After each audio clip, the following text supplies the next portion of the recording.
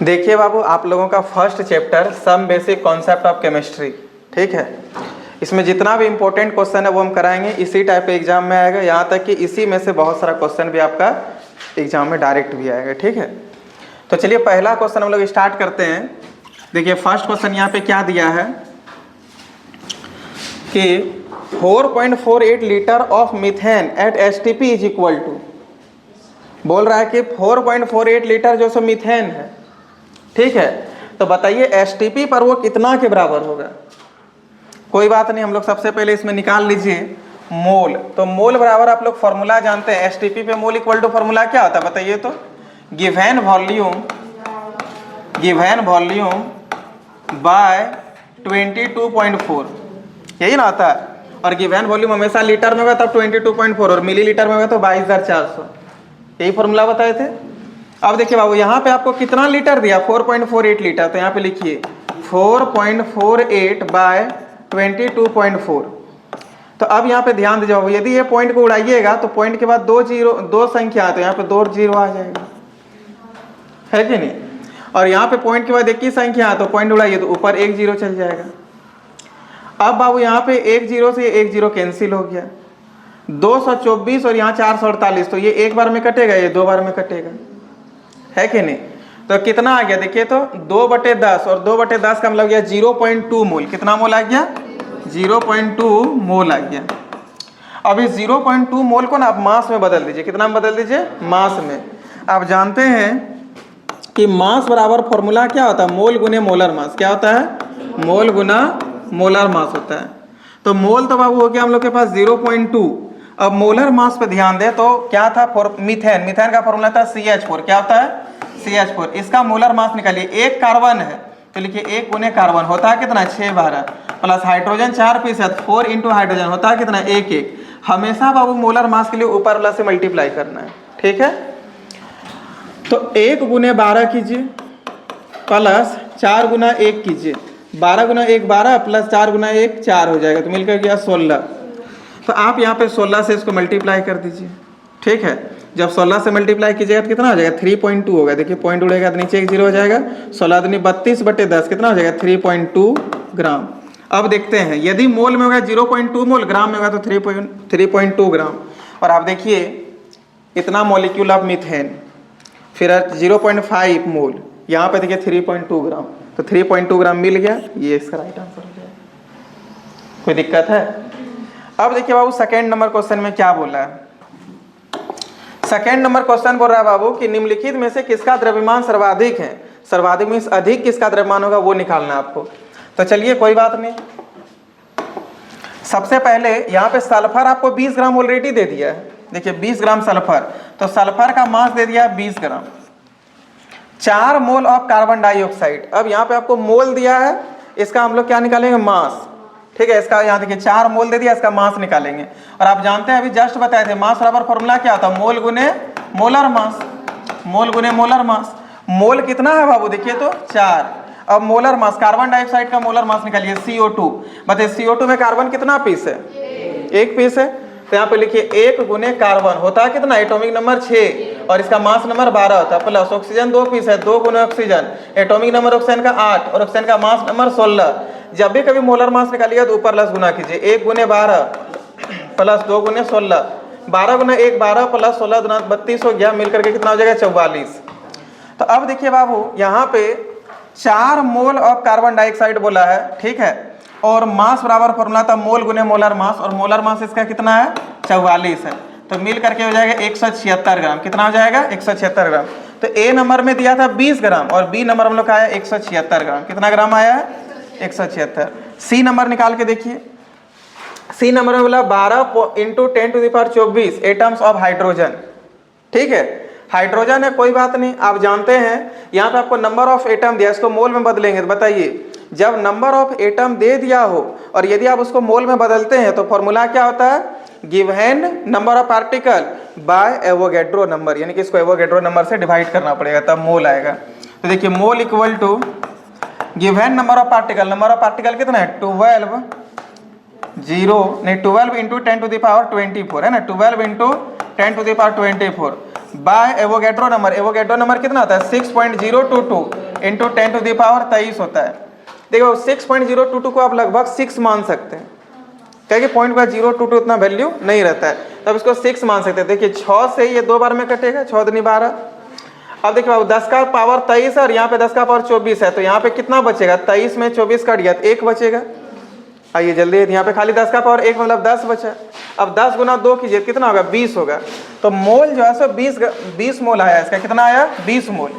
ठीक है, मोल 20 आया, तो 20 मोल तो आ गया, लेकिन इंटू क्या कीजिएगा? Molar mass. और बताइए हाइड्रोजन परमाणु है, हाइड्रोजन परमाणु का मोलर मास कितना होता है? 1 होता है ना, 1 होता है। यदि हाइड्रोजन गैस होता तब 2 लिखते, लेकिन हाइड्रोजन परमाणु बोला यानी कि H फॉर्म में है, तो H फॉर्म में कितना हो जाएगा? 1 हो जाएगा। तो 20 गुना 1 20 होगा, यानी कि सी नंबर का ऑप्शन भी कितना आ गया? 20 ग्राम हो गया।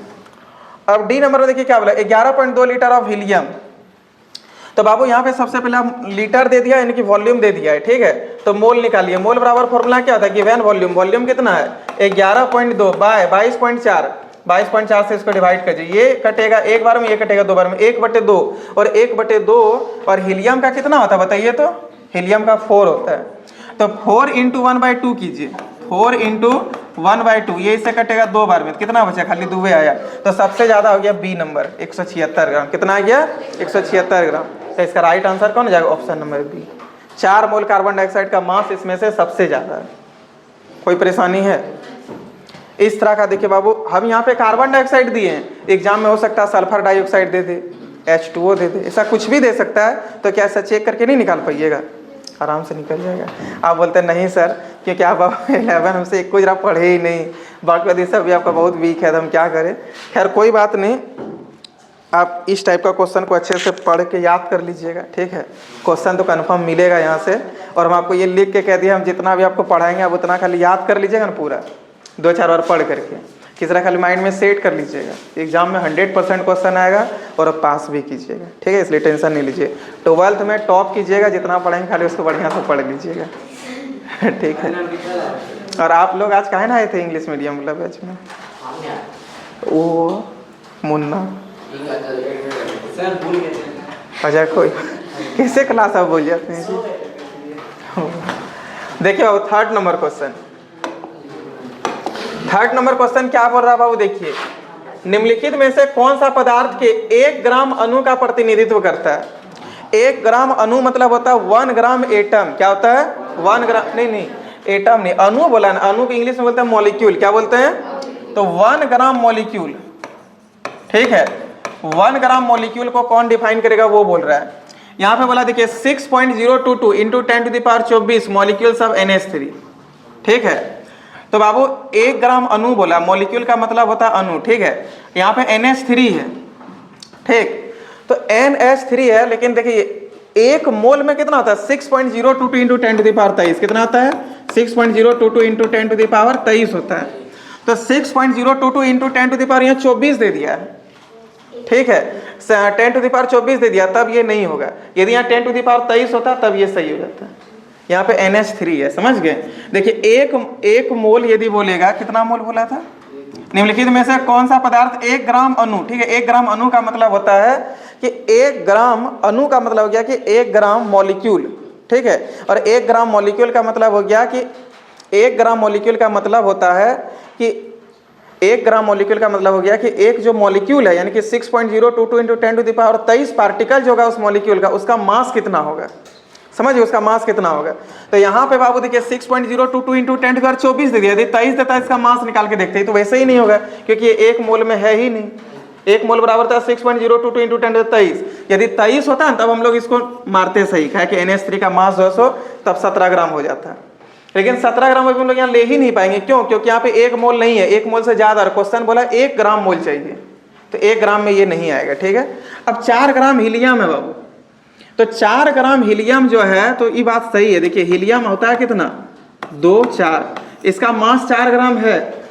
ठीक है, लेकिन आप इसको यहाँ पे क्या बोला है? देखिए, तो 1 ग्राम अणु बोला, यानी कि 1 ग्राम मॉलिक्यूल। लेकिन हीलियम मॉलिक्यूल फॉर्म में नहीं है, हीलियम आपका एटम फॉर्म में है, इसलिए यहाँ पे 4 ग्राम जो है ना, ये एटम है। क्या है? एटम का मास है। यहाँ पे जैसे बोला ना कि निम्नलिखित में से 1 ग्राम अणु बोला, यदि यहाँ पे एटम बोलता है या परमाणु बोलता तब यही सही होता है। लेकिन बाबू यहाँ पे एटम वगैरह नहीं बोला, यहाँ पे अणु बोल दिया, तो अणु में हीलियम भी आपका नहीं आएगा, क्योंकि हीलियम आपका अणु फॉर्म में नहीं होता, मॉलिक्यूल फॉर्म में नहीं होता है, ये हमेशा अकेला फॉर्म में होता है, He के फॉर्म में होता है। अगला देखिए 40 ग्राम CaO, कैल्शियम ऑक्साइड बोला 40 ग्राम है, ठीक है। तो कैल्शियम ऑक्साइड के यदि आप निकालते हैं कैल्शियम का कितना हो जाएगा बताइए तो? कैल्शियम का हो गया आपका 40 और इसका हो जाएगा 12, तो 52 हो जाएगा। हाँ 16, ऑक्सीजन का कितना था 16, तो इसका 56 ग्राम हो जाएगा, 40 ग्राम दिया, ये भी 1 ग्राम का नहीं है, ठीक है, 1 ग्राम मॉलिक्यूल का मास ये नहीं है। 127 ग्राम आयोडीन बाबू, देखिए आयोडीन जो होता है ना वो I2 फॉर्म में होता है, किसमें होता है? I2 फॉर्म में, और आयोडीन का मास नंबर होता है 127, ठीक है, कितना होता है 127, और होता है I2 फॉर्म में। तो बताइए 2 गुना 127 की जगह कितना हो जाएगा 254, तो यदि 254 ग्राम होता है तो यही सही होता है, लेकिन 254 ग्राम नहीं है। तो इस तरह देखें तो एक भी सही नहीं है ना, इसमें कोई भी सही नहीं है, तो इसका आंसर हो जाएगा नन ऑफ दीज। क्या हो जाएगा? None of these. लेकिन हम आपको बताते हैं यहाँ पे ऑप्शन जो है 254 ग्राम हो, अभी इस क्वेश्चन के अनुसार से यहाँ पे होगा 254 ग्राम, कितना हो जाएगा 254। यदि यहाँ पे 254 रह गया तब तो आंसर यही होगा बाबू, ठीक है, यदि यहाँ पे 254 हो गया तब आंसर यही हो जाएगा। लेकिन यदि अभी फिलहाल में देखें तो इसमें कोई आंसर सही नहीं है, समझ गए, इसका आंसर इस हिसाब से नन ऑफ दीज होगा, लेकिन अभी इसका आंसर क्या हो जाएगा 254 ग्राम, यानी कि आयोडीन इसका सही है। समझे बात को? तो इस तरह से आपको ध्यान देना, ग्राम एटम मीन्स हो गया कि आपको एटम का मास देखना है, लेकिन ग्राम एटम का मतलब हुआ 1 मोल एटम का मास देखना है, 1 मोल एटम का। यदि यहाँ पे 1 मोल एटम बोल देता है, यहाँ परमाणु बोल देता है, तब यही वाला सही होता है 4 ग्राम हीलियम का, कि हीलियम देखिए एटम फॉर्म में होता है और 4 ग्राम मास भी दिया है ना, तो ये सही होता है। लेकिन बाबू यहाँ पे आयोडीन आपका I2 फॉर्म में होता है, I2 का मतलब हो गया अकेला या 2 गो है, और 2 गो मिस हो गया मिला हुआ मतलब अणु है, और अणु का मास यहाँ पे 254 ग्राम, तो यही सही होगा। अब समझे, 127 में नॉन ऑफ दीज हो जाता है, लेकिन 254 में यही सही होगा। नेक्स्ट क्वेश्चन देखिए बाबू 4 नंबर क्वेश्चन क्या बोला है? किसी तत्व के एक परमाणु का वजन इतना ग्राम है, इसका परमाणु द्रव्यमान है। देखिए क्या क्वेश्चन बोला है कि एक ठो जो तत्व है ना, उस एक तत्व है कोई, उसका एक परमाणु का वजन इतना है, एक एटम का वजन आपको दे दिया है, ठीक है, एक एटम का वजन आपको इतना दे दिया है, तो बोल रहा है कि इसका परमाणु द्रव्यमान होगा। परमाणु द्रव्यमान का मतलब होता है 1 मोल एटम का द्रव्यमान। कितने मोल एटम का द्रव्यमान? 1 मोल एटम का द्रव्यमान। और 1 मोल एटम में कितना पार्टिकल होगा बताइए तो? 6.022 इंटू 10⁻23। तो सोचिए बाबू, जब एक एटम का मास इतना है तो 1 मोल एटम का मास कितना होगा? तो जितना एक का है उसको 6.022 से मल्टीप्लाई कर देंगे, तो इसको मल्टीप्लाई कीजिए, 1.8 इंटू 10⁻22 को मल्टीप्लाई कीजिए 6.022 इंटू 10⁻ कितना 23 से। अब देखिए बाबू यहाँ पे पॉइंट उड़ेगा तो नीचे 1 0 आएगा, क्या कि पॉइंट के बाद 1 ही नंबर है। यहाँ पे पॉइंट उड़ेगा तो नीचे कितना 3 0 आ जाएगा, क्लियर है, 3 0 हो जाएगा। अब देखिए यहाँ पे 10 का पावर 23 है और यहाँ पे 10 का पावर 22 है, तो कितना हो जाएगा बताइए तो? 10 का पावर 1, तो यहाँ पे हो गया 10 का पावर 1, और 18 गुने इतना हो जाएगा, 18 गुने 6022 गुने 10 बटे 10 गुना 1000। अब ये 10 से 10 कैंसिल हो गया है ना। अब दोनों को गुना कीजिए, देखिए बाबू 18 गुना 2 कीजिए, कितना हो जाएगा 36 का 6, हाथ में 3 बचा, 18 दुनी 36 3 39, हाथ में कितना 3 बचा। 18 को 0 से गुना कीजिए, 0 हाथ में 3 था तो यह 3 आ गया, 18 चेक कितना हो गया 108। कोई दिक्कत है? अब यहाँ पे नीचे 3 0 है, 1 2 3 3 अंक के बाद पॉइंट लग जाएगा, तो 108.396 होगा। 108.396 नहीं है, लेकिन यहाँ पे 108.36 है, इसी को कर दीजिए। कोई दिक्कत है? तो इसका राइट आंसर कौन हो जाएगा? Option number C. कोई परेशानी? नेक्स्ट क्वेश्चन देखिए बाबू क्या बोला, यदि गैस ए का वाष्प घनत्व x है, यानी कि वेपर डेंसिटी आपको x दे दिया है, तो बोल रहा है गैस ए का आणविक द्रव्यमान यानी कि मोलर मास पूछा है। तो देखिए बाबू याद रखिएगा, molar mass equal to formula होता है, ठीक है, मोलर मास बराबर एक फॉर्मूला होता है 2 गुने वेपर डेंसिटी। क्या होता है फॉर्मूला? 2 गुने वेपर डेंसिटी। मतलब मोलर मास यदि आपको किसी भी चीज का निकालना हो ना, और यदि उसका वेपर डेंसिटी दे दिया है, तो वेपर डेंसिटी का 2 गुना लगभग मोलर मास के बराबर होता है। कोई परेशानी है? लगभग मोलर मास के बराबर हो जाता है। तो आपको यहाँ पे वेपर डेंसिटी देखिए कितना दे दिया है, x दे दिया है, तो 2 गुने x मिलकर कितना हो जाएगा 2x हो जाएगा, तो मोलर मास कितना आ गया 2x आ गया, तो ऑप्शन नंबर बी सही हो जाएगा। यहाँ पे हम x लिए, हो सकता है वहाँ पे 50 लिख देगा, तो बताइए कितना हो जाएगा मोलर मास 100। अब समझे बात को, तो इस तरह से क्वेश्चन वहां पे आ सकता है। देखिए नेक्स्ट क्वेश्चन क्या बोला हो, यदि हाइड्रोकार्बन का आणविक द्रव्यमान 26 है और इसका अनुभवजन्य सूत्र CH है, तो इसका आणविक सूत्र होगा, अनुभवजन्य का हिंदी होता है वो इंग्लिश होता है वो एम्पिरिकल फॉर्मूला। क्या होता है? Empirical formula. तो यहाँ पे आपको एम्पिरिकल फॉर्मूला दे दिया है CH, समझ गए। और if molecular mass of hydrocarbon is 26, यानी कि आपको एक हाइड्रोकार्बन है जो CH है, इसका मोलिकुलर मास जो 26 दे दिया है, ठीक है। मोलिकुलर मास कितना दे दिया? 26 दे दिया है। तो आप बोला कि अब इसका मोलिकुलर फॉर्मूला क्या होगा वो बताइए। तो देखिए बाबू, सबसे पहले यहाँ पे आपको ये ध्यान देना है, जब भी कभी आपको इस तरह मास दे देगा, एम्पिरिकल फॉर्मूला का मास दे दिया यहाँ पे कितना बताइए, तो 26। तो एम्पिरिकल फॉर्मूला का मास 26 दे दिया और आपको बोल दिया एम्पिरिकल फॉर्मूला क्या होगा ये बताइए। सबसे पहले आप n निकालिएगा। क्या निकालिएगा? n। और n बराबर फॉर्मूला होता है बाबू, n बराबर फॉर्मूला होता है, इस फॉर्मूला को याद रखिएगा। n बराबर फॉर्मूला होता है मास ऑफ एम्पिरिकल फॉर्मूला। क्या होता है बताइए, तो मास ऑफ एम्पिरिकल फॉर्मूला को EF लिख देते हैं, बाय मोलर मास। क्या होता है? By molar mass. अब बताइए बाबू, मास ऑफ एम्पिरिकल फॉर्मूला कितना दे दिया है? 26। तो यहाँ पे बैठाइए 26 बटे मोलर मास, वो क्या है बताइए, तो CH। वो जो आपका फॉर्मूला है वो क्या है? CH है। तो CH का मोलर मास निकालिए। CH का मोलर मास नहीं, कार्बन एक पीस है, 1 गुने carbon, carbon atomic number 6 mass number 12, plus hydrogen एक पीस है, 1 गुने हाइड्रोजन होता है कितना? 1 1, ऊपर लस गुना कीजिए, 1 गुने 12 प्लस 1 गुने 1 मिलके कितना हो गया? 12 प्लस 1 13। ये से कटेगा, कितना हो गया? n का वैल्यू बताइए, तो n का वैल्यू हम लोग के पास 2 आ गया, ठीक है। अब बाबू जब n का वैल्यू 2 आ गया, तो आप जानते हैं यहाँ पे CN और HN, CH को आप क्या लिख सकते हैं? CnHN। n का वैल्यू कितना? 2 है, तो C2H2, तो C2H2 हो जाएगा। C2H2 कहाँ पर है देखिए, तो ऑप्शन नंबर C, C2H2 हो जाएगा।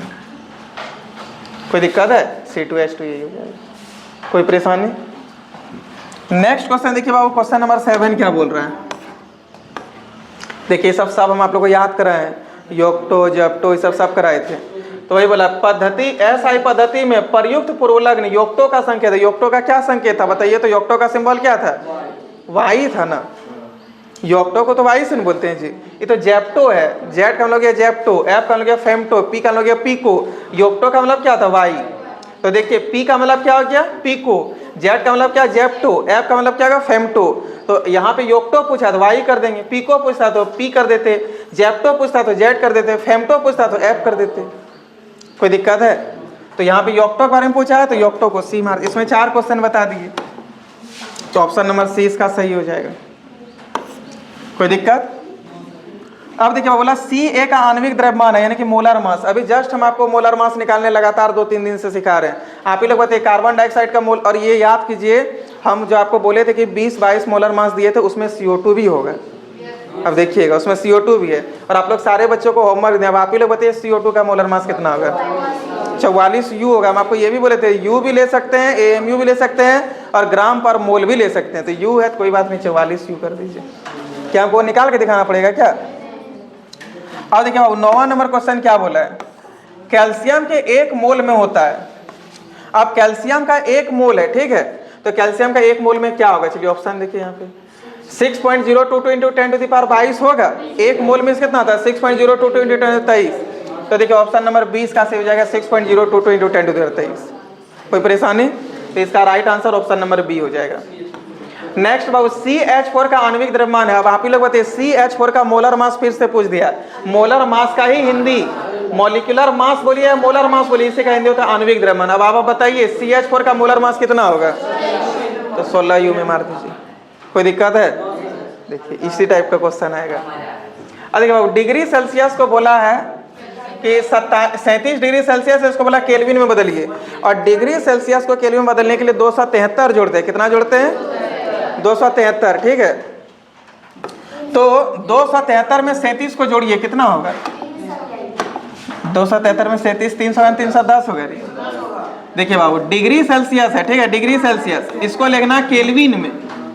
डिग्री सेल्सियस को केल्विन में लिखने के लिए कितना जोड़ते हैं? 273। तो 273 प्लस 37 मिलकर हो जाएगा 310। कितना हो जाएगा? 310। ऑप्शन नंबर डी हो जाएगा। कोई दिक्कत है? 310 केल्विन होगा। डिग्री सेल्सियस से केल्विन में जाने के लिए कितना जोड़ते हैं बताइए तो 273 जोड़ते हैं। अब देखिए बाबू, डिग्री सेल्सियस से डिग्री फ़ारेनहाइट में जाने के लिए 9/5 + 32 करते हैं। क्या करते हैं? 9/5 + 32। तो देखिए बोला 35 डिग्री सेल्सियस को डिग्री फ़ारेनहाइट में बताइए, और ये सब हम आप लोगों को बताएं पहला वाला चैप्टर में। तो डिग्री सेल्सियस को बोला फ़ारेनहाइट में लिखने के लिए, तो 35 डिग्री सेल्सियस है, डिग्री सेल्सियस को फ़ारेनहाइट में लिखने के लिए 9/5 से गुना करते हैं और 32 इसमें जोड़ देते हैं। ये इससे कटेगा 7 बार में, 7 नाम 63 और प्लस 32 कितना हो गया? 95। नहीं समझे बात को? 9 से 63 प्लस 32 95 होगा ना। तो 95 डिग्री फ़ारेनहाइट कहाँ पर है? ऑप्शन नंबर डी में। कोई दिक्कत है? नेक्स्ट क्वेश्चन देखिए बाबू, क्वेश्चन नंबर 13 क्या बोला है? बोला कि वैज्ञानिक संकेतन में 0.0 इतना को इस प्रकार लिखा जा सकता है। इसको हम लोग कैसे लिख सकते हैं वही पूछा है। एक बात ध्यान में रखिए बाबू, रुकिए। जब लेफ्ट से राइट की ओर लेके जाइएगा पॉइंट को तो पावर माइनस में जाएगा। समझ गए? लेफ्ट से राइट की ओर लेके जाए तो पावर माइनस में, और जब राइट से लेफ्ट में लेके जाए तो पावर प्लस में हो जाएगा।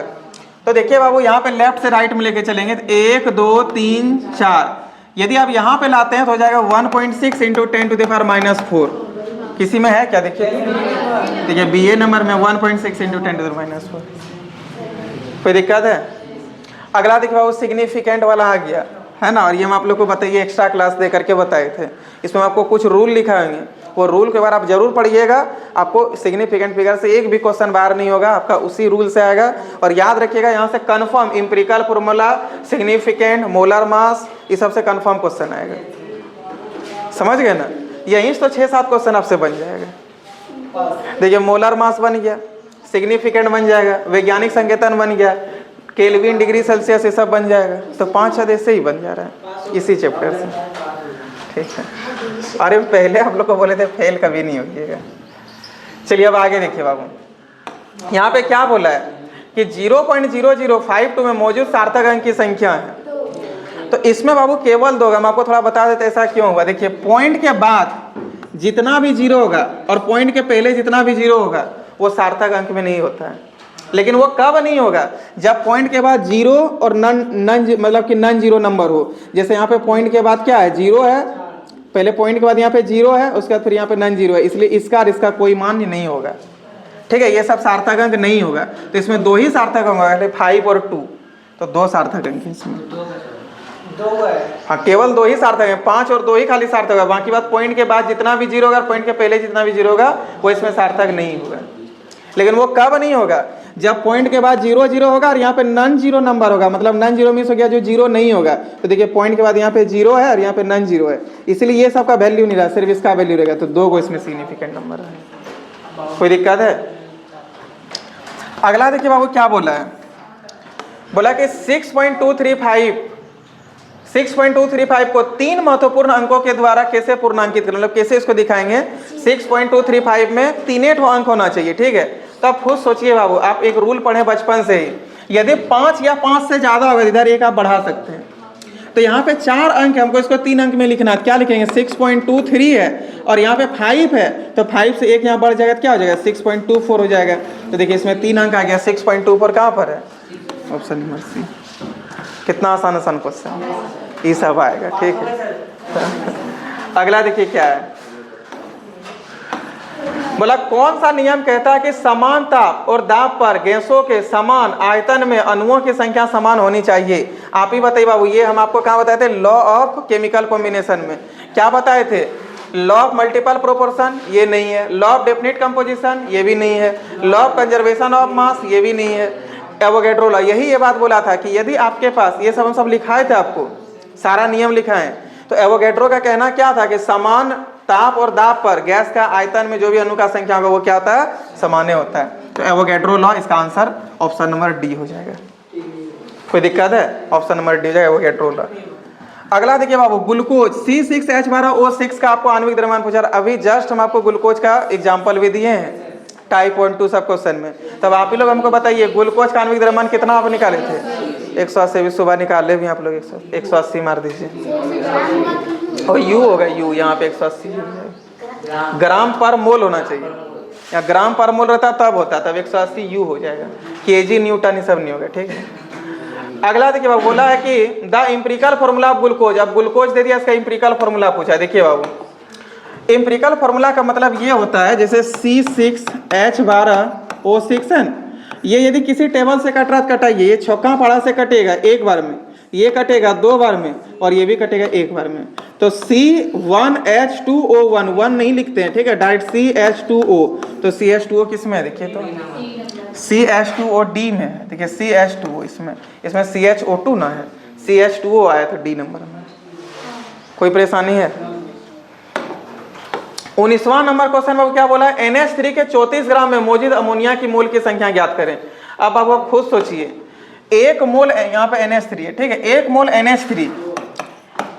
NH3 का मास कितना होगा बताइए? तो नाइट्रोजन 1 पीस है, तो 1 गुने नाइट्रोजन कितना होता है? नाइट्रोजन का 7 और 14 प्लस 3 गुने हाइड्रोजन 1 ऊपर लस गुना कीजिए, 1 गुने 14 प्लस 3 गुने 1 मिलके कितना हो गया? 17।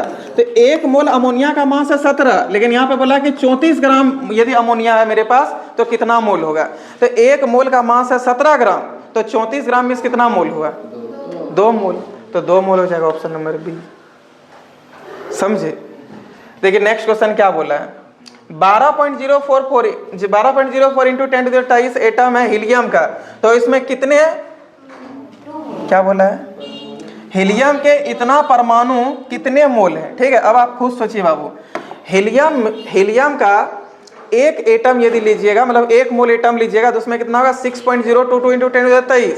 तो 2 मोल में कितना हो जाएगा? 6.022 इंटू 10 मतलब 12.044 इंटू 10⁻23। ठीक है, तो आप सोचिए बाबू, रुकिए, 1 मोल का एक मोल यदि आप हीलियम लेते हैं, 1 मोल हीलियम तो हो गया 6.022 इंटू 10⁻23। तो बताइए इसका 1 मोल में इतना है, तो 2 मोल में कितना हो जाएगा? 2 मोल हीलियम में कितना हो जाएगा? 12.044 इंटू 10⁻23। तो 12.044 इंटू 10⁻23 जो से कितना मोल हो जाएगा? 2 मोल हो जाएगा। कोई दिक्कत है? 2 मोल हो जाएगा।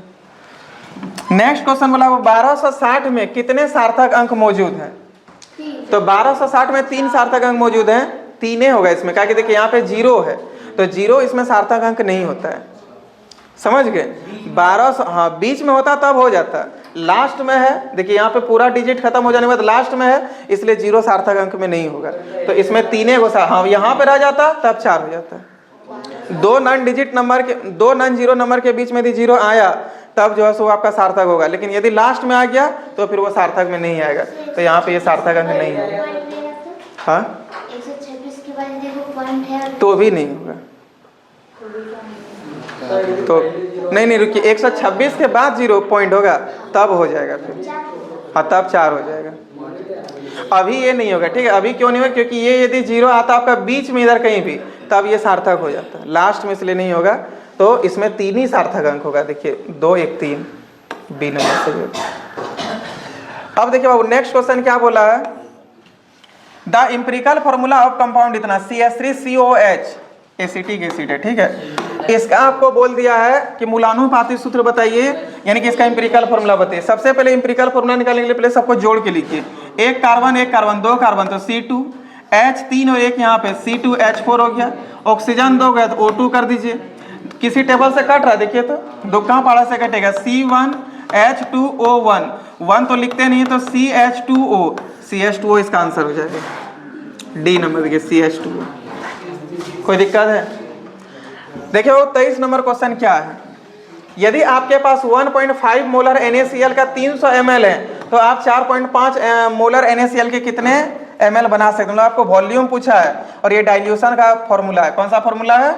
और याद कीजिए डाइल्यूशन फॉर्मूला में आपको क्या बताए थे? M1V1 बराबर M2V2। क्या होता है डाइल्यूशन फॉर्मूला? M1V1 बराबर M2V2। ये सब 11 में आपको बता चुके हैं।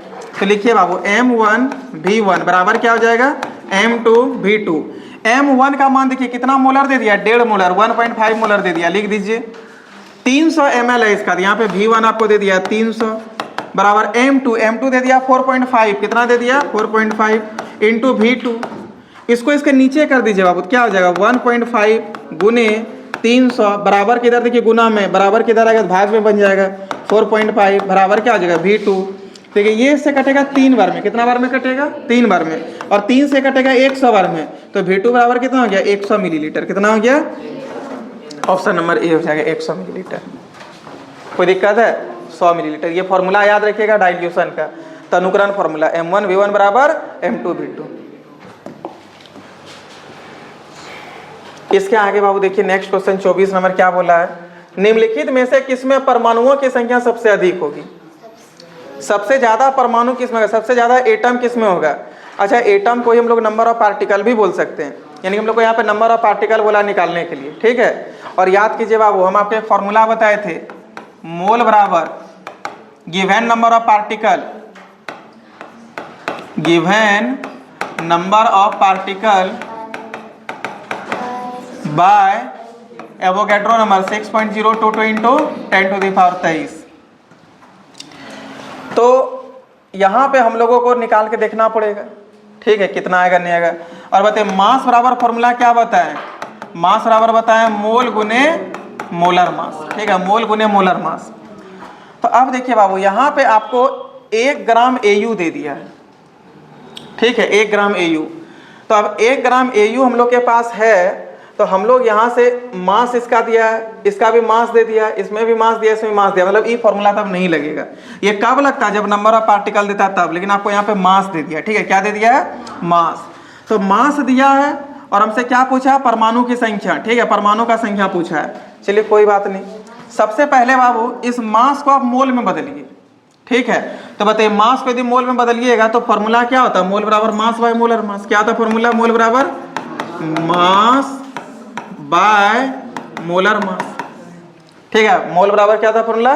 Mass by molar mass. अब देखिए मास जो होता है 1 ग्राम यहाँ पे आपको दे दिया है, पहला नंबर सॉल्व कर रहे हैं, ठीक है। 1 ग्राम AU दिया है, तो मास AU का कितना हो गया? 1। अब मोलर मास मतलब कि मास नंबर AU का बताइए, AU का मास नंबर कितना था? गोल्ड का मास नंबर कितना होगा? गोल्ड का मास नंबर, एटॉमिक नंबर नहीं, मास नंबर ये वाला बताना कितना होता है? नहीं पता है? गूगल करके बताइएगा क्या। AU मतलब ऑरेट मतलब गोल्ड, 129, 195, 169, 200, क्या होगा बताइए? सोच लीजिए बाबा, कितना आएगा? 199 भी है। अब बताइए क्या 196 कन्फर्म होगा? 196 नहीं होगा, 196.97 ना। तो 196.97 का मतलब बाबू 197 होता है। कितना होता है? 197। रियल में 197 ही होता है। समझ गए बात को? तो अब देखिए यहाँ पे मोलर मास AU का कितना आ गया? 197, ये आ गया मोल। अब इसको हम लोग पार्टिकल में बदलेंगे, पार्टिकल में बदलने देखिए मोल आ गया है ना, मोल आ गया। इसको यदि पार्टिकल में बदलेंगे तो कितना से गुना कर देंगे? एवोगैड्रो नंबर, यानी कि 6.022 इंटू 10⁻23 से। चलिए बाबू देखिए ये पहला नंबर में आ रहा है इतना। अब B नंबर का निकालिए। B नंबर में बोला 1 ग्राम सोडियम, तो 1 ग्राम सोडियम 1 हो गया, मास आपको 1 दे दिया है, और सोडियम का मोलर मास कितना हो जाएगा? 23। इस ये आ गया मोल। मोल को नंबर ऑफ पार्टिकल में बदलने के लिए कितने किससे गुना करेंगे? 6.022 इंटू 10⁻23 से। C नंबर में बोला बाबू 1 ग्राम लिथियम, तो 1 लिथियम का कितना होता है? देखिए 3 नंबर होता है 7 हो जाएगा, गुने 6.022 इंटू 10⁻23 हो जाएगा। D में दिया बाबू 1 ग्राम Cl2, तो 1 Cl2 का कितना हो जाएगा? 71 हो जाएगा, गुने 6.022 इंटू 10⁻23। अब आप ही बताइए बाबू सबसे ज्यादा बड़ा वैल्यू आपको कौन सा इसमें नजर आ रहा है? C number. आप जानते हैं क्यों? क्योंकि देखो बाबू 1 को आप 100 नीचे जिसका छोटा मान हो वो बड़ा होता है। तो 197, बाप रे 197 को जब 1 से भाग कीजिए कितना कम वैल्यू आएगा। यहाँ 23 है, यहाँ 7 है, यहाँ पे 71 है, तो सबसे छोटा नीचे किसका बताइए? तो 7, तो यही होगा सबसे बड़ा, यानी कि इसमें सबसे ज्यादा अणु होगा किसमें? 1 ग्राम लिथियम, यानी कि ऑप्शन नंबर C। अब समझे? सबसे कम किस में होगा बताइए? तो A नंबर में सबसे कम होगा। कोई परेशानी है? क्वेश्चन नंबर 26 देखिए क्या बोला बाबू, उस विलयन की मोलरता क्या होगी जिसमें इतना घोल में ये घुला हुआ है। ठीक है, देखिए ये जस्ट अभी तुरंत हम आपको क्वेश्चन बताएं, टाइप 3 था ये, नहीं टाइप 4 में, देखिए उस विलयन की मोलरता क्या होगी, यानी कि मोलारिटी पूछा है, जिसके 500 मिलीलीटर जलीय घोल है, यानी कि वॉल्यूम ऑफ सॉल्यूशन कितना दे दिया 500 मिलीलीटर, 5 ग्राम NaOH घुला हुआ है, यानी कि मास ऑफ सॉल्यूट कितना दे दिया 5, molar mass of solute NaOH का मोलर मास कितना हो जाएगा बताइए तो 40 गुने 1000, क्या कि देखिए मिलीलीटर में 1000 बटे क्या हो जाएगा 500, यही ना था 1000 बटे वॉल्यूम ऑफ सॉल्यूशन, तो वॉल्यूम ऑफ सॉल्यूशन 500 है। एक बार लिख देते हैं, मोलारिटी बराबर फॉर्मूला होता है mass of solute by molar mass of solute into, यदि लीटर में रहेगा तो 1 बटे, मिलीलीटर में रहता 1000 बटे volume of solution in millilitre, और यही मिलीलीटर की जगह लीटर रहती है 1 बटे हो जाएगा, क्या हो जाएगा 1 बटे वॉल्यूम ऑफ सॉल्यूशन। अब देखिए बाबू ये कटेगा 5 से एक बार में, ये कटेगा 8 बार में, ये कटेगा 1 बार में, ये कटेगा 2 बार में, अब ये कटेगा 1 बार में, ये कटेगा 4 बार में, 1 बटे 4 का मतलब हो गया 0.25 मोल पर लीटर, इसका यूनिट होता है, तो 0.25 मोल पर लीटर किसमें, बी नंबर ऑप्शन। कोई दिक्कत है? हाँ अच्छा बता देंगे अभी, ये वाला समझ में आया? 25 नंबर में क्या है इसमें? अच्छा NaCl के 3 मोलर विलयन के 3 लीटर में मोलों की संख्या, इसमें मोल की संख्या पूछा है, n पूछा है, कोई बात नहीं बाबू। देखिए m बराबर, अभी याद कीजिए आपको मोलारिटी बराबर एक और फॉर्मूला बताए थे, क्या पहला फॉर्मूला n बटे v, number of mole of solute by volume of solution. Molar बाबू किसका शॉर्ट नाम है, मोलारिटी का, तो मोलारिटी आपको इसमें 3 दे दिया, तो मोलारिटी की जगह 3 बैठाइए, n पूछा है और वॉल्यूम ऑफ सॉल्यूशन कितना दे दिया है 3 लीटर दिया है, 3 बैठाइए, इसके नीचे कुछ नहीं तो 1 है, क्रॉस मल्टीप्लाई कीजिए, n बराबर कितना हो जाएगा 9, तो 9 इसका आंसर है ऑप्शन नंबर सी। कोई दिक्कत है? इतना आसान क्वेश्चन है। अब देखिए बाबू आगे क्या बोला है, निम्नलिखित में से किस दवा का उपयोग कैंसर के इलाज में किया जाता है, तो ये हो जाएगा सिस्प्लेटिन, ठीक है, ये याद रखिएगा, कैंसर का यदि इलाज कराना तो इसमें ये वाला दवा लगता है, ठीक है, सिस्प्लेटिन आ सकता है, पूछ सकता है, दे दिए हैं तो ठीक है, सिस्प्लेटिन। कोई दिक्कत है? अब देखो बाबू SI unit for luminous intensity, याद कीजिए ल्यूमिनस इंटेंसिटी का एसआई यूनिट हम क्या आपको याद कराए थे, कैंडेला, क्या याद कराए थे, कैंडेला, तो कैंडेला ऑप्शन नंबर डी सही हो जाएगा, है कि नहीं। 29 नंबर देखिए the unit of weight is, भार का इकाई पूछा है, तो देखिए बाबू भार का इकाई वैसे न्यूटन होता है, लेकिन यदि यहाँ द्रव्यमान बोलता तब ग्राम मारते, क्या मारते, ग्राम। लेकिन देखिए केमिस्ट्री में भार और द्रव्यमान दोनों सेम ही होता है, समझ गए, भार और द्रव्यमान दोनों सेम ही होता है, तो आप यहाँ पे यदि ग्राम कर भी दीजिएगा तो सही होगा, ऐसा नहीं सोचिएगा ठीक है, आपको न्यूटने मारना है, क्योंकि याद कीजिए हम एसआई यूनिट में आपको बताए थे कि भार यानी कि वेट, वेट का मात्रा क्या होता है, न्यूटन होता है, समझे, मास रहेगा द्रव्यमान तो ग्राम होगा, तो याद रखिएगा, ये नहीं सोच लीजिएगा कि सर बोले थे कि यहाँ पे भार और द्रव्यमान क्या होता है ग्राम मारते, ऐसा नहीं करना बाबू, यूनिट में चेंज हो जाएगा, यूनिट में कौन चल जाएगा, न्यूटन। हाँ न्यूटन नहीं रहता ऑप्शन ना, तब आप ग्राम कर देते तब दिक्कत नहीं होता, और सुनिए यदि नॉन ऑफ दीज रहता तब नॉन ऑफ दीज मारना पड़ता। द्रव्यमान का एसआई यूनिट वैसे किलोग्राम ही होता है, ग्राम भी नहीं होता, तब किलोग्राम मारना पड़ता है, किलोग्राम दिया तो यहाँ पे रहता था, समझे। हाँ एसआई यूनिट तो किलोग्राम ही होता है ना, तो किलोग्राम मारना पड़ता है। लेकिन देखिए बाबू यूनिट आपको पूछा भार का, तो न्यूटन ही कीजिए, समझ गए, न्यूटन होगा, ऑप्शन नंबर 20 का राइट होगा। अब देखो बोला कि द प्रीफिक्स फॉर मल्टीपल, देखिए 10 का पावर -15 होता है, तो 10 का पावर -15 याद कीजिए, सब बताए थे, क्या बोलते हैं उसको, योक्टो पिको या फिर फेमटो या फिर पेटा, किसको बोलेंगे, फेमटो, -15 है ना, 15 में कौन जाता था, फेमटो, तो फेमटो जो ऑप्शन नंबर सी, समझ गए। ये पूरा टेबल याद कराए हैं, दोनों टेबल याद करके जाइएगा, ठीक है, फेमटो होगा। अब देखिए बाबू ये डेफिनेशन हम आप लोगों को बता चुके हैं, विलय की मोलों की संख्या और विलयन में मौजूद मोलों की संख्या, कुल संख्या का अनुपात क्या कहलाता है, मोलारिटी, मोलालिटी या मोल फ्रैक्शन, मोल फ्रैक्शन, तो ऑप्शन नंबर सी इसका राइट हो जाएगा। 1 मोल कार्बन के हवा में दहन से उत्पन्न CO2 गैस की मात्रा होगी, ठीक है। अब CO2 गैस का मात्रा पूछ रहे हैं, तो 1 मोल तो यहाँ ये CO2, इसका निकालिए ना, द्रव्यमान निकालिए, CO2 में कार्बन 1 पीस है, तो 1 गुने कार्बन 6 12 प्लस 2 गुने ऑक्सीजन कितना होता है 8 16, ऊपर लास्ट गुना कीजिए, 1 गुने 12 प्लस 2 गुने 16 मिलके कितना आ जाएगा 44 ग्राम। ठीक है, ग्राम है, सब में ग्राम में है तो सही हो जाएगा आपका ऑप्शन नंबर सी हो जाएगा 44 ग्राम। समझे? वैसे ग्राम पर मोल देना चाहिए या ग्राम पर, खैर कोई बात नहीं, ऑप्शन नंबर सी ही होगा। ठीक है, अब देखिए होता है SI unit of temperature. Temperature का एसआई यूनिट क्या होता है आप ही लोग बताइए? केल्विन होता है, सेल्सियस होता है, फ़ारेनहाइट होता है या सेंटीग्रेड होता है? केल्विन, तो ऑप्शन नंबर ए इसका राइट हो जाएगा। 34 नंबर देखिए बाबू क्या बोला है, बोला कि 60 gram of an organic compound on analysis is found to have carbon 24 gram है, हाइड्रोजन 4 ग्राम है, ऑक्सीजन 32 ग्राम है। आपको बोला है कि इसका इंपेरिकल फॉर्मूला बताइए। सबसे पहले हम क्या बोले थे, एन निकालने के लिए, तो कार्बन के लिए एन निकालिए। ठीक है, कार्बन के लिए जब एन निकालिएगा तो फॉर्मूला क्या होता है, इसका मास 24 by molar mass. Molar mass carbon का कितना होता है 12, इसको इससे भाग कीजिए कितना आ जाएगा 2, यानी कि C2 हो गया। उसका फिर देखिए वो हाइड्रोजन दे दिया 4 ग्राम। ठीक है, तो हाइड्रोजन का एन निकालिए, 4 बटे मोलर मास हाइड्रोजन का 1 मिलके 4 हो जाएगा, तो C2H4 हो जाएगा। उसका बाद ऑक्सीजन दिया 32 ग्राम, तो 32 ग्राम क्या हो जाएगा, ऑक्सीजन का है 32, तो 32 एन इसका निकालिएगा, क्या हो जाएगा 32 बटे 16 मिलके कितना हो जाएगा 2, तो C2H4O2। C2H4O2 किसी में नहीं है, कटेगा तो कटा जी बाबू, CH2O। CH2O किस में है, ऑप्शन नंबर ए और डी दोनों में है ना, तो एक काम यहाँ पे कर दीजिए CH2O2 और यहाँ कीजिए CH2, ये हो जाएगा।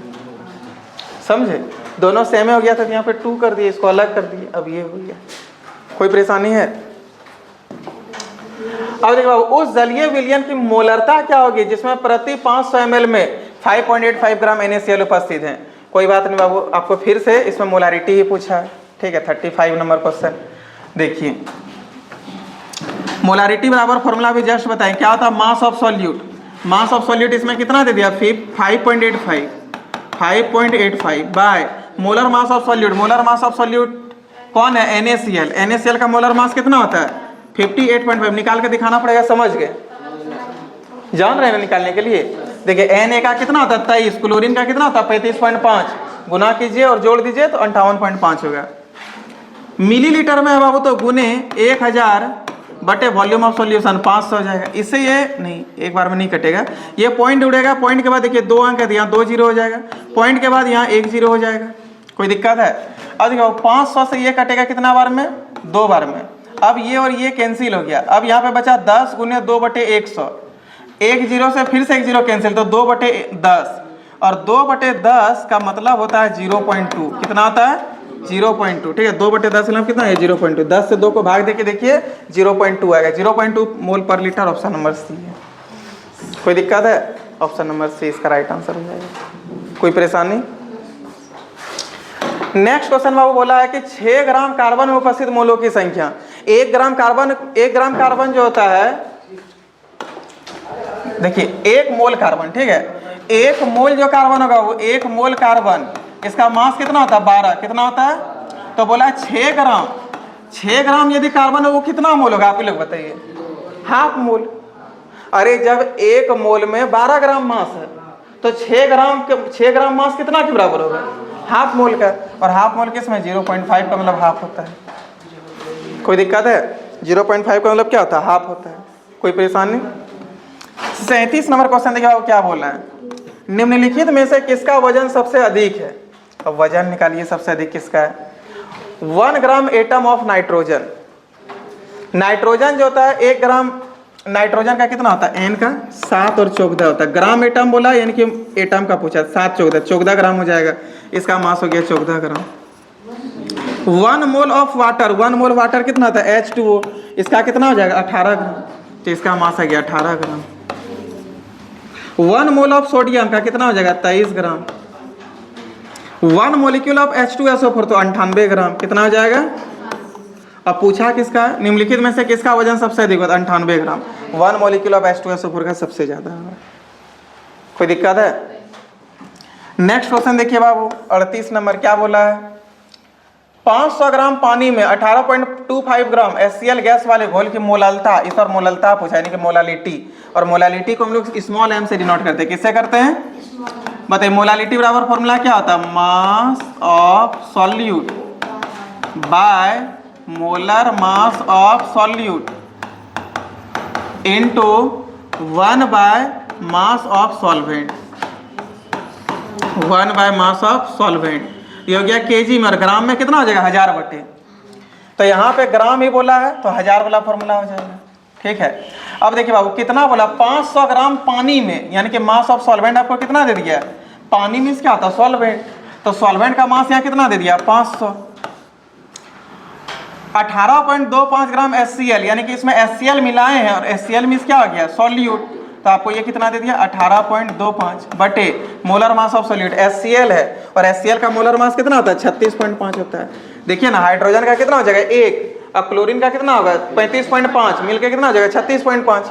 बेटा ये यहाँ पे 36.5, यहाँ पे 1000 कर दीजिए। ये इससे कटेगा 2 बार में, ये इससे कटेगा 2 बार में, ये इससे कैंसिल, तो 1 मोल पर लीटर पर ग्राम हो जाए, मतलब पर केजी हो जाएगा। ठीक है, 1 मोल पर केजी ये हो जाएगा। यदि मोल पर केजी नहीं है तो 1 मोलल, एम भी आप लिख सकते हैं। 1 मोलल ऑप्शन नंबर बी है।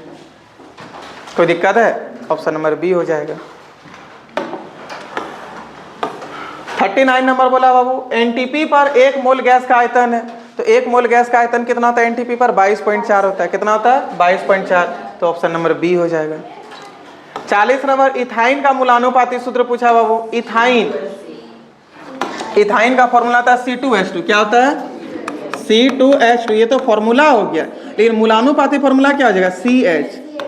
दोनों कट जाएगा तो CH हो जाएगा। अब बोल रहा है 4 मोल हाइड्रोजन गैस का द्रव्यमान क्या है? तो देखिए बाबू, हाइड्रोजन यदि बोलेगा तो हाइड्रोजन एटम फॉर्म में 1 होता है, और गैस यदि बोल देगा तो गैस 1 नहीं 2 फॉर्म में होता है। किसमें होता है? 2 फॉर्म में। तो देखिए बाबू, 2 गुने 1 मिलकर के 2, मतलब 1 ठो यदि हाइड्रोजन रहे, 1 मोल हाइड्रोजन गैस रहा तो 2 हो जाएगा, और 4 मोल बोल दिया तो 4 मोल में कितना हो जाएगा? 8 ना होगा? 4 मोल में 8 हो जाएगा। नहीं समझे बात को? देखिए, मोल बोला है हाइड्रोजन गैस, गैस नहीं रहता, सिर्फ हाइड्रोजन रहता, तब ये लेते। इन हाइड्रोजन गैस मीन्स H2 हो गया। 1 मोल H2 का मास कितना होता है? 2 होता है, तो 4 मोल H2 का मास कितना हो जाएगा? 8 हो जाएगा। इसलिए ऑप्शन नंबर इसका कितना हो जाएगा? 8, डी नंबर हो जाएगा। अब समझे? डी नंबर हो जाएगा। 42 नंबर बोला है, यदि कार्बन के 1 मोल का वजन 12 ग्राम है तो कार्बन के 1 परमाणु का निकटतम द्रव्यमान क्या होगा? देखिए बाबू, 1 मोल का मतलब क्या हो गया? 6.022 इंटू 10⁻23। इसका मास दे दिया 12 ग्राम। ठीक है, इतने सारे पार्टिकल का मास 12 ग्राम है, तो कितना बोला? 1 परमाणु यानी कि 1 पार्टिकल का पूछा है, तो ये इसके नीचे हो जाएगा। क्या हो जाएगा बताइए? तो 12 बटे 6.022 इंटू 10⁻23। अच्छा देखिए बाबू, 6.022 एंड 6.022, आप इसको अप्रोक्सीमेट 6 भी मान सकते हैं, है कि नहीं? तो 6 ये इससे 2 बार में कट जाएगा। अब 10 का पावर 23 को ऊपर ले जाइए तो 2 गुने 10 का पावर -23 हो जाएगा। ये हो गया लगभग 2 गुने 10 का पावर -23। ये हो जाएगा 2 गुने 10 का पावर -23। कोई दिक्कत है? चलिए बाबू, इसके आगे देखिए 43 नंबर क्या बोला है? निम्नलिखित में से कौन सा 360 ग्राम पानी का सही प्रतिनिधित्व करता है? 2 mole of H2O। 1 mole H2O का मास होता है बाबू 18, तो 2 मोल का हो जाएगा 36। ये तो नहीं होगा। 20 मोल ऑफ वाटर। अब देखिए बाबू, 1 मोल वाटर का दाम मतलब मास है 18, तो 20 मोल का हो जाएगा 360। ये हो जाएगा। 6.022 इंटू 10⁻23 मॉलिक्यूल ऑफ वाटर, ये भी नहीं होगा, क्या कि 6.022 का हो गया 1 मोल, और 1 मोल का मतलब 18 होता है, ये नहीं होगा। फिर 1.2 इंटू 10⁻25। अब 1.2 इंटू 10⁻25 बाबू, इसका मतलब कितना हुआ? देखिए तो इतना मॉलिक्यूल ऑफ वाटर बोला है। ठीक है, तो 1.2 इंटू 10⁻25 मॉलिक्यूल दे दिया है। ठीक है, इसको सबसे पहले इसको मास में बदलिए, तो सबसे पहले इसको मोल में लाइए। ठीक है, तो मोल बराबर फॉर्मूला क्या होता है? Given number of particle. Given number of particle कितना है? 1.2 इंटू 10⁻25 डिवाइडेड बाय कितना होता है बताइए? तो 6.022 इंटू 10⁻23 होता है। कोई दिक्कत है? अच्छा आप सोचिए बाबू, 6.022 को हम लोग लगभग 6 मान सकते हैं। 1.2 है ना, इसका पॉइंट उड़ा दीजिए, नीचे एक 0 आ जाएगा। क्या हो जाएगा? 12 गुने 10 का पावर 25 बटे 6 गुने 10 का पावर 23 और नीचे क्या हो जाएगा 10 हो जाएगा।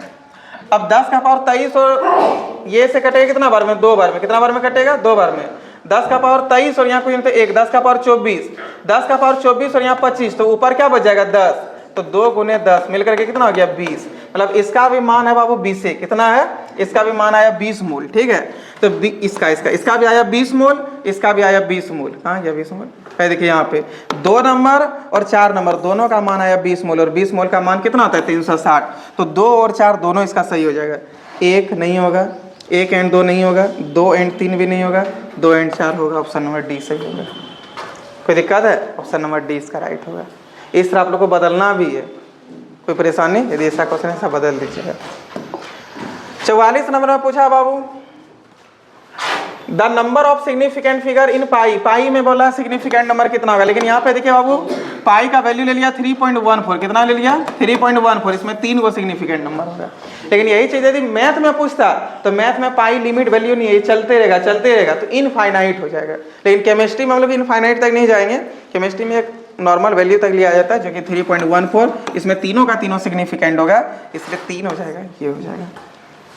45 में देखिए बाबू क्या बोला है, निम्नलिखित में से किस संख्या में सभी शून्य सार्थक हैं। सभी शून्य सार्थक होंगे। अब बताइए, इसमें थोड़ा दिमाग लगे कौन है, ये भी रूल रहता है सी। पता चला क्यों, क्योंकि देखो पॉइंट के इधर क्या है 5 है, और उसके बाद सब का सब यहाँ पे देखिए पॉइंट के बाद जितना 0 था सब सार्थक होता है। तो पॉइंट के बाद इधर 3 हो गया और इधर 2 हो गया, मतलब इसमें सारा का सारा 0 जो सो सार्थक है। Option number C. इसमें ये सब 0 सार्थक नहीं होगा, इसमें ये 0 सार्थक नहीं होगा, इसमें ये 0 सार्थक नहीं होगा, तो इसमें सार्थक आपका सब है, इसलिए ऑप्शन नंबर सी इसका राइट होगा। 45 का सी। अब आते बाबू आगे 46 नंबर क्वेश्चन। ये सब रूल याद रखिएगा, हम रूल ऑलरेडी लिखा चुके हैं, आप लोगों को एक्स्ट्रा क्लास दे करके बताए थे सार्थक अंक वाला। देखिए 46 नंबर क्या बोला, नाइट्रोजन का 1 ग्राम परमाणु दर्शाता है। देखिए बाबू यदि परमाणु का बात बोला है तो परमाणु में हो गया एटम, और बोल रहा है कितना 1 ग्राम एटम, और 1 ग्राम एटम का मतलब कितना हो गया 6.022 × 10⁻23। तो 6.022 × 10⁻23 हो गया, ए नंबर सही हो जाएगा। कोई दिक्कत है? अच्छा 6.022 × 10⁻23 मोलिक्यूल दे दिया यहाँ पे, और मोलिक्यूल का मतलब हो गया N2, और यहाँ पे क्या बोला नाइट्रोजन का, यहाँ नाइट्रोजन गैस नहीं बोला है, और परमाणु बोला यानी कि N पूछ रहा है। क्या पूछ रहा है? N के बारे में पूछ रहा है, N के बारे में। लेकिन यहाँ तो N2 दे दिया, देखिए मॉलिक्यूल, यहाँ पे N2 का बात बोला है, तो ये नहीं होगा। 22.4 लीटर ऑफ N2, तो यहाँ पे देखिए N2 है, तो ये भी नहीं होगा। यहाँ पे देखिए 11.2 लीटर ऑफ N2, तो N2 है बाबू और 11.2 लीटर है, तो ये हो जाएगा। बोलिए सर क्यों? क्योंकि देखिए बाबू यहाँ पे आपका 11.2 लीटर है आप, और यहाँ पे क्या N2 है ना। यदि N होता, यहाँ पे क्या बोला 1 ग्राम एटम, तो देखिए यदि यहाँ पे N2 है और 22.4 रहता तब नहीं होता, तब तो मोलिक्यूल का आपका हो गया 11.2 लीटर। लेकिन बाबू यहाँ पे आपको क्या बोल रहा है 11.2 लीटर तो है, लेकिन यहाँ 28 ग्राम जो दिया, 28 ग्राम किसका वैल्यू हो गया N2 का, है ना, N2 का, और 11.2 लीटर किसका होगा, सिर्फ N का होगा, सिर्फ N का। तो यहाँ पे 11.2 लीटर N2 लिखा है, यदि 22.4 लीटर N2 रहता तब नहीं होता, लेकिन 11.2 लीटर N2 लिखा है, यानी कि यही होगा। इसका आप लोग शायद नहीं समझे होंगे हम क्या बोलना चाह रहे हैं, एक बार फिर से समझाते हैं। देखिए क्या बोला है, 1 ग्राम एटम, समझ गए, 1 gram atom of nitrogen represents. देखिए 1 ग्राम एटम नाइट्रोजन कितना में होगा वही पूछा है, 1 ग्राम नाइट्रोजन, ठीक है। तो आप सोचिए बाबू, पहले यहाँ पे निकालिए मोल बराबर फॉर्मूला क्या होता है, गिवन वॉल्यूम, वॉल्यूम कितना दे दिया है 11.2 बटे क्या था 22.4 होता है। ये कटेगा 1 बार में, ये कटेगा 2 बार में, है ना। ये कटा 1 बार में, ये कितना बार में कटा 2 बार में कटा, तो 1/2 कर दिए। अब देखिए बाबू यहाँ पे अब आप निकालिए, मोल दे दिया ना, आप निकालिए इसका मास। तो मास बराबर फॉर्मूला क्या होता है, मोल गुने मोलर मास। मोल आपका कितना आ गया 1/2, मोलर मास कितना बाबू N2 का, मतलब N2 बोला तो N2 का मोलर मास कितना होता है। देखिए एक नाइट्रोजन है, एक नाइट्रोजन का होता है 14, ठीक है 14, लेकिन यहाँ N2 बोला तो N2 का कितना हो जाएगा 28 हो जाएगा। तो 1/2 गुने 28 कटा कितना है 14, तो 14 ग्राम कितना का हुआ 1 मोल एटम का मास हुआ। 1 मोल एटम का मास किस में है 14 ग्राम, 11.2 में, इसलिए ये होगा। अब समझे बात को, पूरा एक्सप्लेन कर दिए कैसे कैसे हुआ। अब 47 नंबर में पूछा बाबू NaOH में ऑक्सीजन का प्रतिशत बताइए कितना होगा, ऑक्सीजन का प्रतिशत। तो जब भी कभी किसी कंपाउंड में किसी एलिमेंट का यदि आपको प्रतिशत पूछ दे, परसेंटेज पूछ दे, तो इसका फॉर्मूला क्या होता है जानते हैं? सबसे पहले आप इसमें ये देखिए कि इसका मोलर मास कितना है। तो ऑक्सीजन का मोलर मास है 16, लिख दीजिए 16, और ओवरऑल का मोलर मास, कंपाउंड का मोलर मास कितना है 40, प्रतिशत है तो 100 से गुना कर दीजिए। 4 से कटेगा 4 बार में, ये 4 से कटेगा 10 बार में, है ना, 10 बार में कटेगा। ये बाबू 1 0 से 1 0 कैंसिल, तो 10 तो कितना हो गया 40%, 40% हो जाएगा इनकी, ये होगा। अच्छा यदि Na का पूछता तब कितना हो जाता है, देखिए तो Na का हो जाता है 23/40 गुने 100, निकाल लेते। ये 0 से ये 0 कैंसिल हो गया, 4 का पारा से कटेगा 2.5 बार में। अब इसमें इसको गुना करके देख लेते, जितना आता है उतना परसेंट जाता है, समझे। 23 दूनी 46 और फिर 11.5 कितना आता है 57.5% होता है। कोई परेशानी? अगला 48 नंबर बोला है बाबू कि what quantity of limestone on will give 56 kg of CaO। याद कीजिए, mass of law of conservation of mass में आप लोगों को क्या बताए थे, जितना रिएक्टेंट का मास होगा उतना ही प्रोडक्ट का भी मास होना चाहिए। तो यहाँ पे बाबू CaO किस में मिलेगा बताइए तो, CaCO3 मिल के क्या बनता है CaO प्लस CO2। ये यहाँ पे कुछ नहीं है, मतलब कितना है 100 है ना, टोटल तो 100 मानते हैं। अब बताइए बाबू CaO कितना kg बोला है, 56 kg है, मतलब ये आपके पास 56 kg है, 56 kg। तो बताइए ये 56 kg कब मिलेगा, जब ये कितना kg होगा बताइए तो 100 kg होगा। तो 100 kg किस में है, डी नंबर, तो डी नंबर हो जाएगा।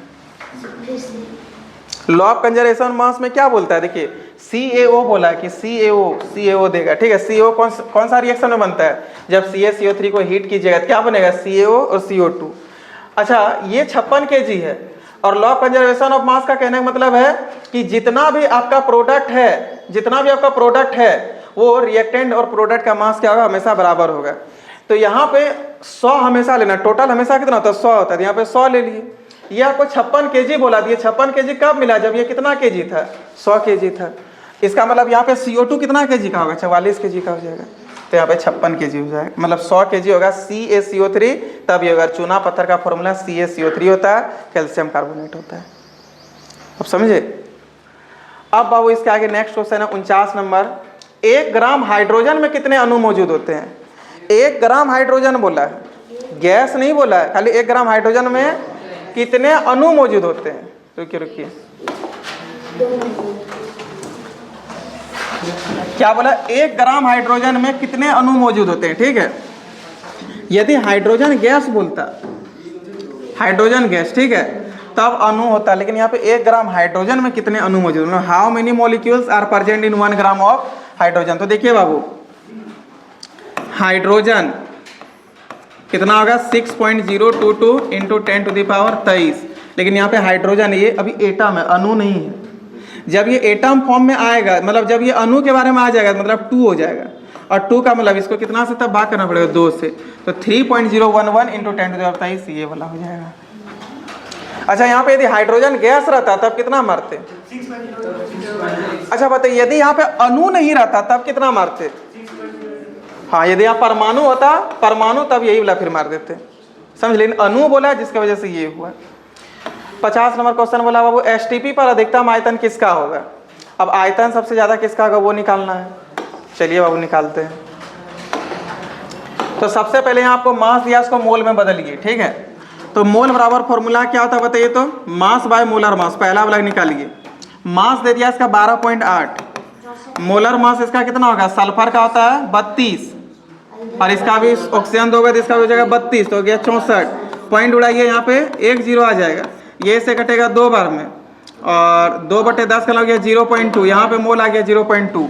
अब बाबू आप यहाँ पे निकालिए वॉल्यूम निकालना, वॉल्यूम, ठीक ना, आयतन पूछा है। तो बताइए यदि आपको वॉल्यूम निकालना हो तो वॉल्यूम का फॉर्मूला क्या हो जाएगा, इस तरह नहीं समझ पाइए। देखिए मोल बराबर फॉर्मूला क्या होता है, गिवन वॉल्यूम, है ना, यानी कि वॉल्यूम बाय 22.4 होता है। तो हमको वॉल्यूम में निकालना है, तो मोल को 22.4 से गुना कर देंगे, तो मोल तो आ गया 0.2, वॉल्यूम बराबर क्या आ गया, मोल गुने 22.4। अब गुना कीजिए 0.2 गुने 22.4, ठीक है, इसको 22.4 से गुना कर दीजिए। चलिए आगे बी नंबर का देखिए, तो बी नंबर में मोल कितना आएगा बताइए तो। 6.022 इंटू 10⁻22, ये तो खुद दे दिया है आपको, इतना दे दिया है बाबू, ठीक है, इतना आपके पास मॉलिक्यूल है। और इसको इतना मॉलिक्यूल है, इसको हम लोग क्या चीज़ में बदलेंगे, मतलब आपको यहाँ पे नंबर ऑफ पार्टिकल ऑलरेडी दे दिया है 6.022 इंटू 10⁻23, तो इसको मोल में बदलिए। तो इसको मोल में बदलिएगा तो इसको भाग कितना से कीजिएगा, 6.022 इंटू 10⁻22 है, इसको भाग करेंगे एवोगैड्रो नंबर यानी कि 6.022 इंटू 10⁻23 से, तो इससे ये कैंसिल हो गया। और यहाँ पे आ गया 1/10, 1/10 का लग गया 0.1। तो अब बी नंबर में आपका आ गया 0.1 गुने 22.4। अब यहाँ पे देखिए बाबू 0.5 मोल ऑफ NO2, यहाँ पे आपको 0.5 मोल दे दिया है, यानी कि नंबर ऑफ मोल इसमें दे दिया 0.5। इसको वॉल्यूम में बदलिएगा तो कितना आ जाएगा 22.4, तो आ गया 0.5 into 22.4। 1 gram molecule of CO2, 1 gram molecule CO2 का निकालिए, कितना हो जाएगा 12, और इसका हो जाएगा 32, 44, तो कितना आ जाए 44 गुने 22.4। आप खुद सोचिए बाबू सबसे ज़्यादा मास किसका होगा, 44 गुने 22.4 या 0.5 इंटू 22.4 या 0.1 इंटू 22.4 या 0.2 इंटू 22.4। कौन सा ऑप्शन में, option number D, option number D हो जाएगा। कोई परेशानी है? अगला देखिए बाबू क्या बोला है, Avogadro number is equal to, आप ही लोग बताइए कितना के बराबर होता है। कोई परेशानी, सबका क्लियर है? अब बाबू देखिए इससे बाहर आपका कुछ भी और इस टाइप से एक भी टाइप आपका बाहर नहीं होगा, ठीक है। और उम्मीद है कि यहाँ तक आप लोग सारा चीज़ समझ गए होंगे। यदि किसी क्वेश्चन में कोई परेशानी तो एक बार देख लीजिएगा, वीडियो तो रिकॉर्ड है ही, एक बार अच्छे से उसको रिपीट कर लीजिएगा। क्लियर है? तो चलिए बाबू आज इतना ही रखते हैं, इसका हम लोग नेक्स्ट देखेंगे और अच्छे से। Thank you Babu.